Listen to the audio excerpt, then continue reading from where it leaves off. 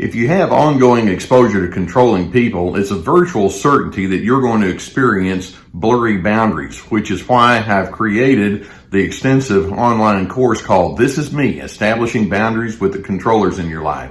There's a link below that will give you all of the details, and I hope that you would find it therapeutic.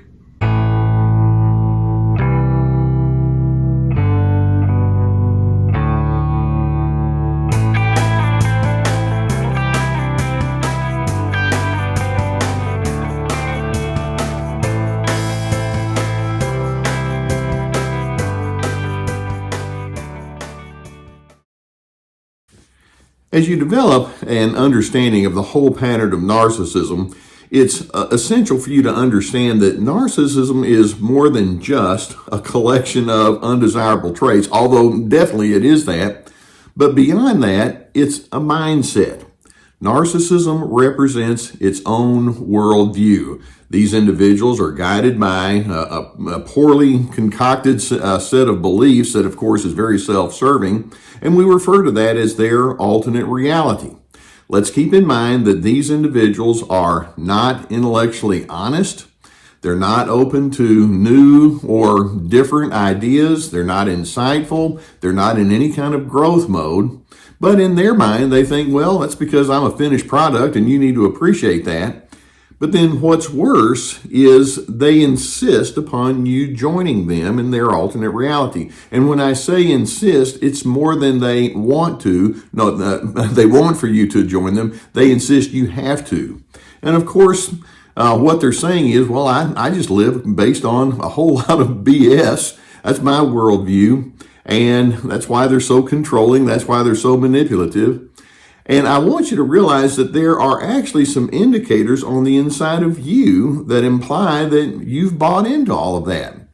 There are 7 very dangerous assumptions that I want you to see that can reside on the inside of yourself that imply that the narcissist has gotten inside your head and they're pushing their alternate reality upon you. We can't let that happen. So let me go through these 7 assumptions. And when I say dangerous, what I mean is it leads to your ruin. Let me go through these 7 assumptions, and I want you to take note. Do any of these apply to you? And then, of course, we're going to look at what the better alternatives would be. Now, the first assumption that you can make that implies that the narcissist is definitely inside your head, and that is, I have to have the narcissist's cooperation whenever I engage with that person. Now, the narcissist wants your conformity. The narcissist looks at you saying, I've got to have you agree with my way of doing things. And unfortunately, there can be times when you think the same in reverse. It's like, no, I have to get your conformity towards me, and I have to get you to agree with me. And as a result, you get to the point of thinking, well, if I don't have that person's coordination, if you're not going to cooperate with me, this is bad.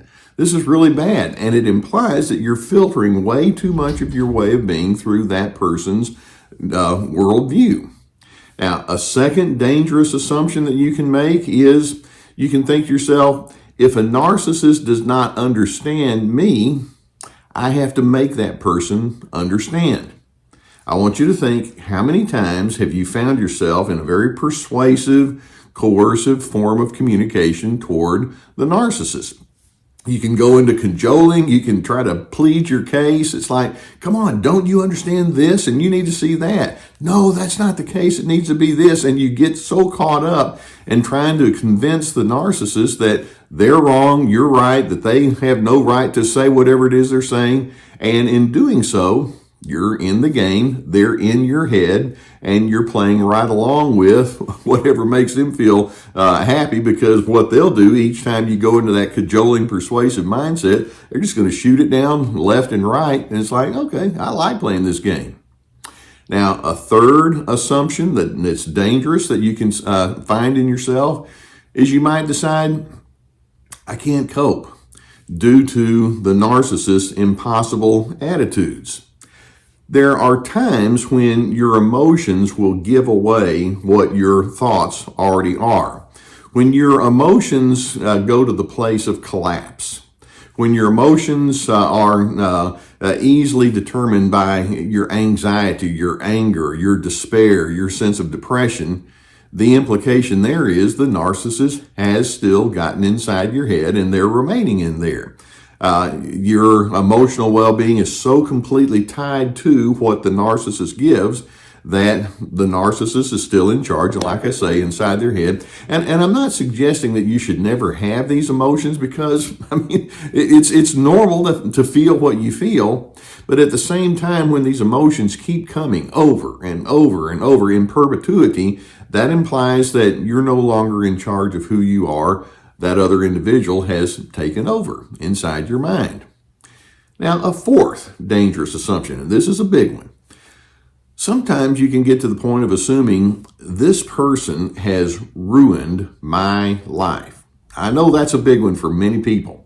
And sure enough, there are indeed times when that narcissistic individual can have rearranged circumstances, or they may have influenced other individuals that in such a way that makes your quality of life much lesser. I mean, I've heard so many stories about people saying, well, I've lost primary relationships because of that narcissist. I've had some financial difficulty and strain. My reputation has been ruined. This individual does nothing but make my life miserable, and I've been held back in my own personal growth. And so those things do happen.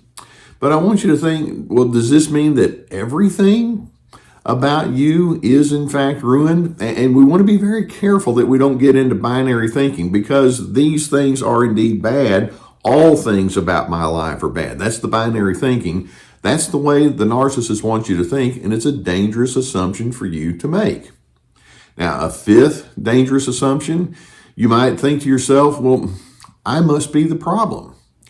Narcissists, of course, make heavy use of qualities like blame shifting or accusations, or they project their junk onto you. Narcissists are self-serving bullies, and so they'll come at you with all sorts of negative notions about how terrible and awful you are. And every time you don't respond well to them, they can say things like, look how stupid you are, or you think you're all that, but you're not. And eventually it can get inside your head and you think, well, maybe I am the problem. And sure enough, you can look at yourself and say, well, I've had problematic circumstances, or I've had problematic reactions. But does that mean that everything about you is indeed problematic? That's what the narcissist wants you to think, and that's problematic, or that's dangerous. Now, a sixth one, and this is another really huge one.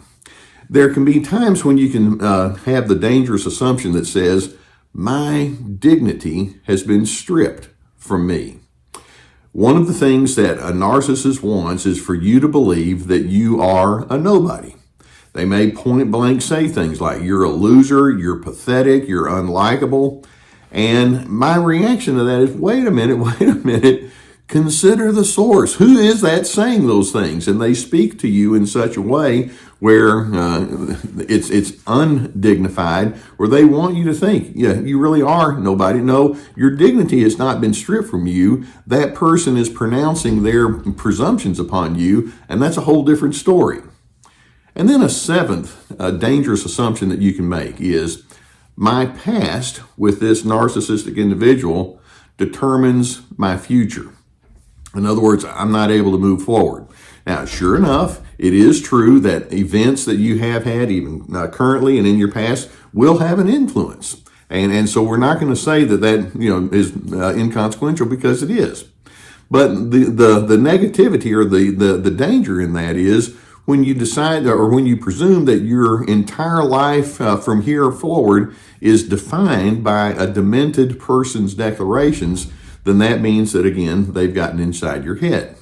So knowing that you can make these dangerous assumptions, I wonder if we could zero in on some more accurate beliefs, and beliefs are stronger than assumptions, that you can consider and hopefully make your own. And the first belief that I hope that you can buy into is simply this: you are unique.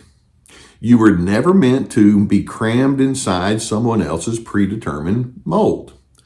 Another belief I hope you can hold on to is, you are capable. The narcissist thinks the opposite.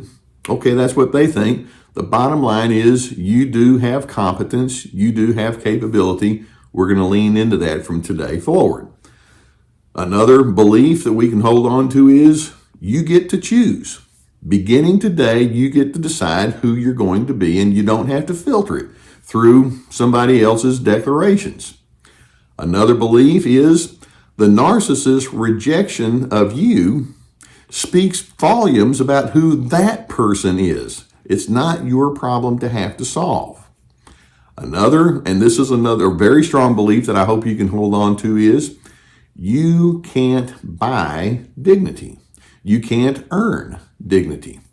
Dignity is your birthright. It exists on the inside of you. And I hope that you can lay aside any presumption that you have to prove that you're a dignified person. Dignity is. It's yours. Another belief I hope you can hold on to is you have indeed experienced brokenness, but your brokenness does not have to represent your final word. You can still move forward. It may be with a psychological limp, but you certainly can move forward. And then in addition, a last belief I hope you can hold on to, and that is bullies do not make good teachers. Narcissists come at you with this bullying mindset. They require you to filter your life through their negative attitudes. And like I say, they have a worldview, but they don't need to be your life instructor. Narcissists love to play head games with you. And then I want you to ask, why do they play head games? And the answer is because they operate with lots of chaos on the inside of themselves. They have their own confusion, they have their own delusional thinking, and somehow they've decided if they can get you to join them in their worldview and their way of thinking, then somehow that vindicates them. But my response, and I hope your response is going to be, the narcissist's alternate reality is simply not your truth. Don't make the dangerous assumptions that they want you to make. Stay grounded in the truth that says you're a person of dignity and you get to live into it as that person who has capability. I hope that videos like this give you some good food for thought. I'm a therapist, and I've spent my entire adult life as a fellow sojourner, as one who wants to guide people through these kinds of issues. And I hope that you hear my heart when I talk with you about these things. If you've not already subscribed, I would encourage you to do so. Gus and I will keep more videos coming in your direction. Hit that like button. That helps our channel here. If you have a need for therapy, and many times as you're pondering these kind of things, it would be good to have an objective set of eyeballs on this and somebody that can work this through with you. I'm so pleased that we're sponsored by the people at BetterHelp.com. There's a whole team of licensed professional therapists that you can access online, and that's very popular right now. There's a link below, and if that would be something that you would avail yourself to, I would strongly encourage that you would seek out the help that you deserve. In addition, I also have my therapeutic courses. They're like online classes, and they're very extensive. And each course has many videos with written documents that go along with it, guided questions. We have Ready, Set, Connect. This is me, free to be. There are links below that will explain to you what those are. Also, we have my podcast, and that's growing exponentially. I'm so pleased with what's going on there. We have my books, our website with many articles, many resources. Please avail yourself to all of that. Narcissists want to get inside your head. They want you to make assumptions about yourself that prop up their demented version of life. Don't allow that to happen. I'm hoping that you can have your own separateness, your own distinction, and in doing so, it positions you to be a person of steadiness. And ultimately, I hope that it can take you to your place of peace.